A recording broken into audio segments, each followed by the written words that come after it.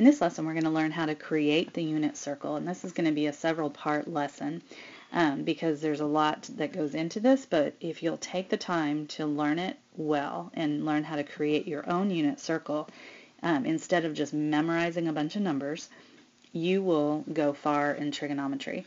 Trig is usually incorporated in sometimes the last part of Algebra 2 and also in pre-calculus, and it's going to be foundational to know the unit circle. The difference it made in my life personally is that when I took trig in high school, I did not understand the unit circle. I tried to memorize a bunch of numbers and I got confused and I barely passed the class. I don't even know how I passed it. And then I took it in college again because I knew I didn't understand it in high school, so I took it in college. I took the trigonometry class. I learned the unit circle right off the bat. The teacher was really good at explaining how to create one, and it made all the difference. And I actually made 100 on every single test in the entire semester. That's how much of a difference it made to me because it just clicked.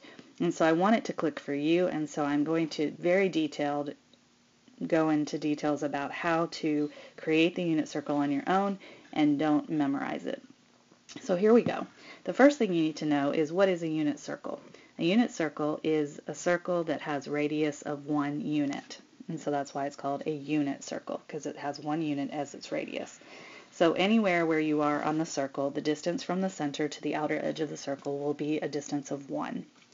And so we can label this on an XY axis. So notice the circle is centered at 0, 0. And so we can label these 4 key corners. I call them corners. They're really not corners, but the 4 key points as we've gone a distance of 1 sideways and 0 up and down. So that coordinate is 0, 1, 0. This coordinate here would be 0, 1. This coordinate here would be -1, 0, if you're starting at the origin. And this point down here would be 0, -1. It's very important not to get those backwards because we're going to use those ordered pairs for something else later.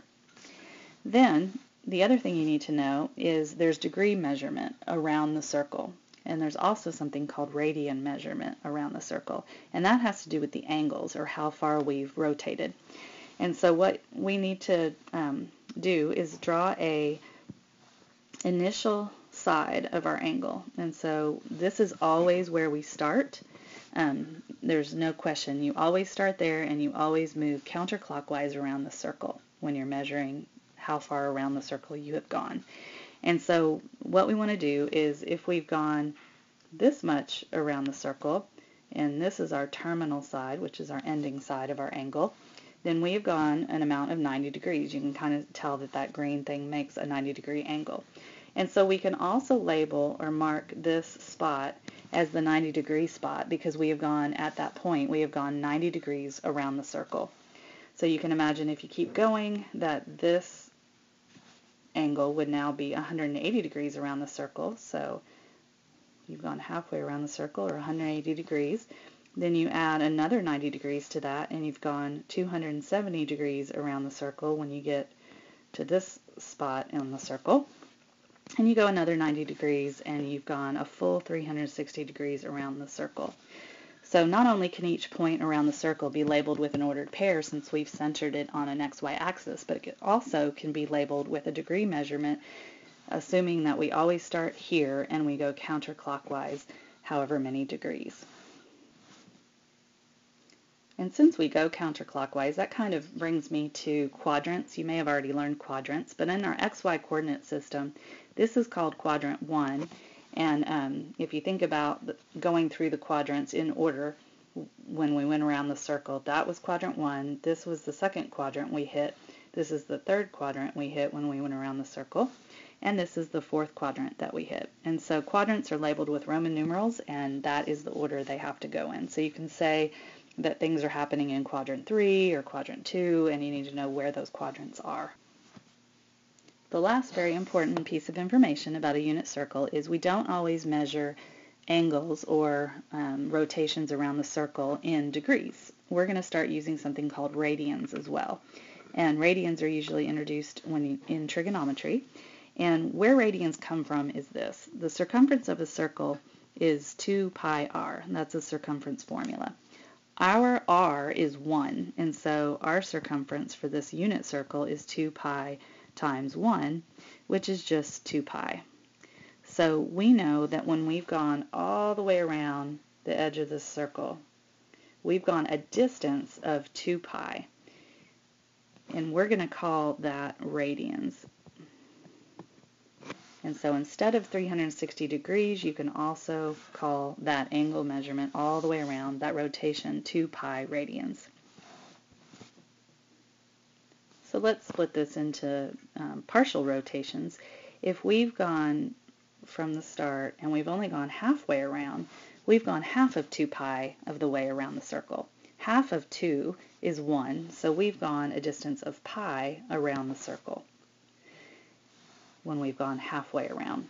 Then, when we've only gone half that distance, in other words, we've gone a fourth of the way around the circle, we have gone half of pi around the circle. And so half of pi we can write as pi over 2.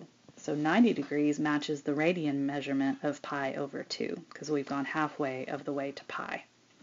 Then if we go past pi and we keep going, we've gone a full pi and then a half of another pi. So 1.5 pi you could write as 3 pi over 2, because 3 over 2 is the same as 1.5. And then when you've gone another half of pi, you've gone a full 2 pi. So here are your radian measurements. You've gone halfway of the way to pi, you've gone a full way of the way to pi, you've gone 1.5 of the way to pi, and then you've gone 2 pi by the time you get around. And remember, 2 pi came from the circumference, so we kind of had to start with that and kind of work our way backwards. So every spot on the unit circle can be labeled with an ordered pair, thinking of the x and the y axis, and then we can also label it as a degree measurement, and we can also label it as a radian measurement. Now we're going to divide up our circle into smaller pieces, and first we're going to do it in degrees, and then we're going to do it in radians. And so this is just focusing on first the top half of the circle. And so what we're going to do is we're going to divide this top half of the circle into 6 pieces. So we're going to divide the first quadrant into 3 pieces and the second quadrant into 3 pieces, like that, so that we have a total of 6 pieces all the way from here all the way to here. We have 6 pieces of pizza, or whatever you want to think of it as. And so remember that this, when you've gone halfway around a circle, you've gone 180 degrees. And so we want to divide these into 6 pieces, and 180 degrees divided by 6 is 30. And so each of these pieces of pizza, if you will, are 30 degrees in that degree measurement. And so we're going to call this one 30 degrees. The next one would be another 30 degrees, which would make 60 degrees. The next one would be another 30 degrees, which would make it become 90, which we already knew. And then we add another 30 degrees, and we're at 120 degrees. And another 30 degrees puts us at 150 degrees, and then another 30 puts us back at 180 again. Then what I want to do is, we'll get to the bottom half in a minute, but I want to take this same thing and divide it into pieces with radians instead of degrees. So let's think about that. We've already established that all the way around the circle is 2 pi radians. And so if we go halfway around the circle, we're at pi radians. And so halfway around is pi radians. So if we divide that pi into 6 pieces, basically each one of these pieces will be 1/6 of pi. And so what I want you to think of is, I'm going to write the scratch work inside of each piece of pizza, if you will. And so we're going to do 1/6 of pi is that much, and then the next marker, we've gone 2/6 of the way to pi. And then when we go a little bit more, we've gone 3/6 of the way to pi. And then when we go another 6 over, we're at 4/6 of the way to pi. And then when we go here, we have gone 5/6 of the way to pi. And then when we go here, we've gone 6/6 of the way to pi, which is a full 1 pi. Okay, so we divided our pi into sixths. And that's why I say angle by sixths, because we take each slice of pie as 1/6 of the way to the actual pi. Then the last thing we need to do is just reduce those. I didn't reduce them as I went around because I wanted to think 1, 6, 2, 6, 3, 6, 4, 6, 5, 6, 6, 6. And so the way we're going to actually write the radians is when we've gone 1/6 of the way to pi, we're going to call that pi over 6.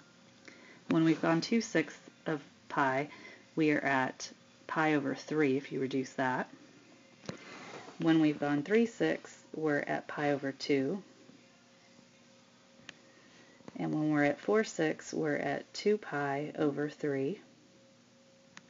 When we've gone 5/6, we are just at 5/6. There's no way to reduce that, so we'll just call it 5 pi over 6. And then when we've gone 6/6 of the way to pi, that's just 1 pi, which we've already written. So that's how you're going to label each 30 degrees that you go around. You're going to label it with these radian measures instead. And sometimes you're going to use degrees, and sometimes you're going to use radians. By the way, the starting point, again, is 0 degrees, and it's also 0 radians. And so it's 0 on either one, degrees or radians.